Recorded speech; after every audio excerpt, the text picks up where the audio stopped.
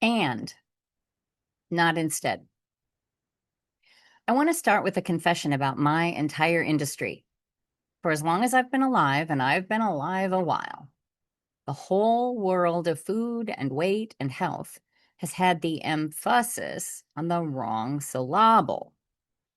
Everyone is selling you the diet, the what to eat, the plan, the protocol, the list, the rules, the app, the points, the windows, the what. And today I want to tell you about the syllable they missed because it is the one that decides whether any of it works. Let me ask you something. Think about every program you have ever joined, every single one. How did it begin? It began with an execution. Quit that. Start this. Whatever you were doing before, abandon it. Burn the boats. Day one, clean slate. Every new plan demands the death of the last one. That is the business model. And so somewhere in your history, there is a graveyard. Plan after plan after plan, each one buried by the next. And every headstone reads the same thing. She failed. I want to look at those headstones with you because I do not think they are telling the truth. Here's what I've noticed in years of walking beside people through this and in my own decades before that. Not one of those plans failed at the meal. Think about it. You knew what to eat. You've always known what to eat. If knowing were the problem, you would have solved this decades ago. Breakfast went fine. Lunch went fine. You were magnificent at 2 in the afternoon. The plan failed at 9:40 at night.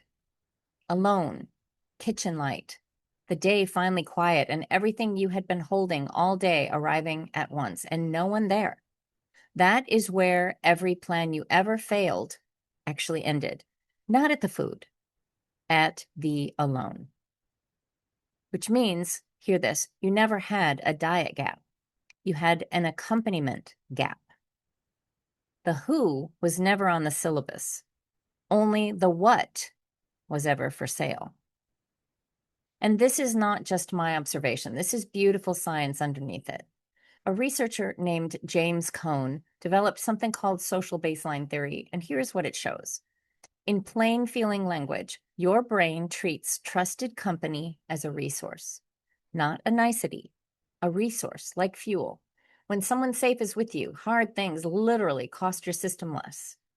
And when you are alone, everything costs more. So the woman at 9:40, alone in the kitchen, soothing herself with food, she was not weak. She was attempting the single most expensive version of the task, regulating herself without company every night, and then blaming herself for the bill. And here is the tender twist. You already knew all this. Your body figured it out ages ago. Because what has food been all this time? Your accompaniment. Reliable, consistent, never late, never judging, never once disappointed in you. Food was the buddy who always showed up. So you were never bad at accompaniment. You have been practicing it your whole life.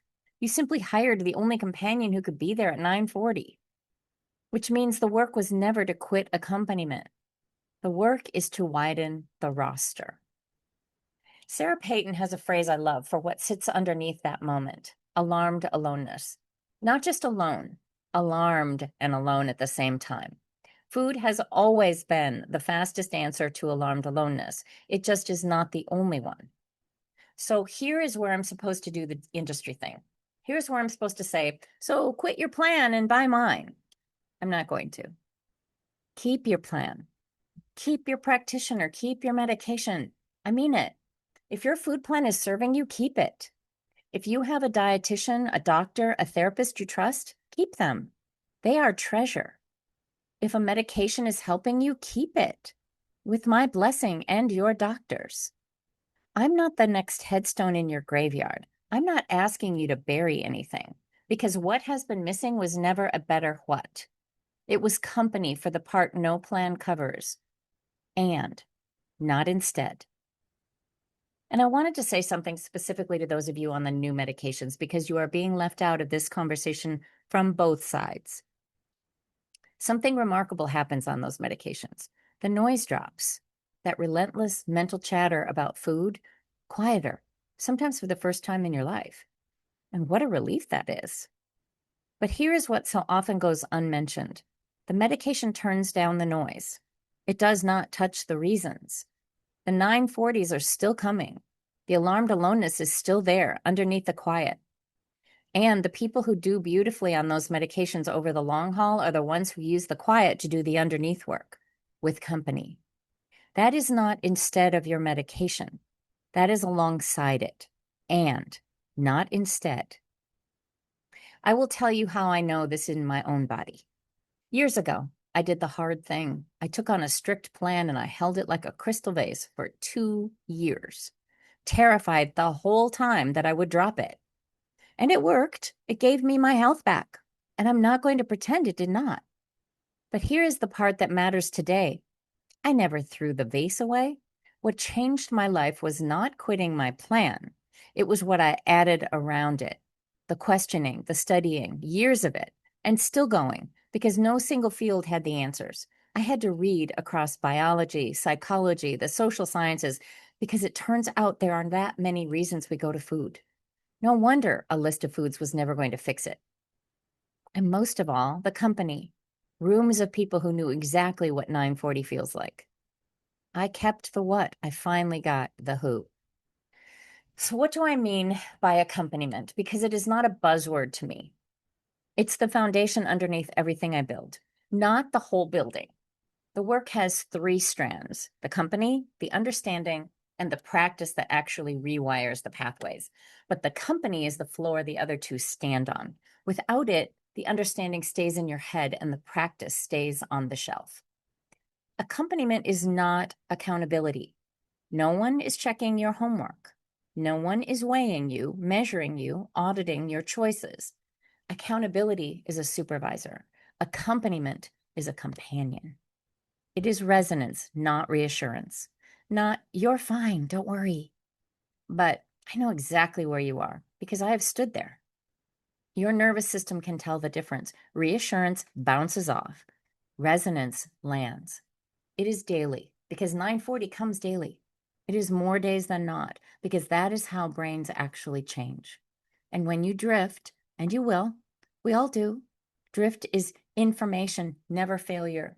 You come back with data instead of shame. We call that the compassionate return. If you want to know what that feels like, the front door is called the magic.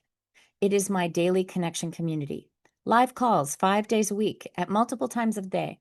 So there is almost always a room to step into. $15 a month for now. Bring your plan, bring your medication, bring your practitioner's guidance, bring all of it, and add the company. The link is right below. And if and when you are ready to go deeper into the reasons, the underneath, the Advanced Recovery Project walks my book chapter by chapter live together, the understanding, the practice, and the company, all in one room. That is below 2. So the wrong syllable, for decades, everyone sold you the what. And you kept thinking you were failing, when the truth is you were attempting the most expensive version of the hardest thing alone and still showing up the next morning. Keep your what if it is serving you. Come get your who, and not instead. You were never broken. You were biological. With love and light, I will see you inside.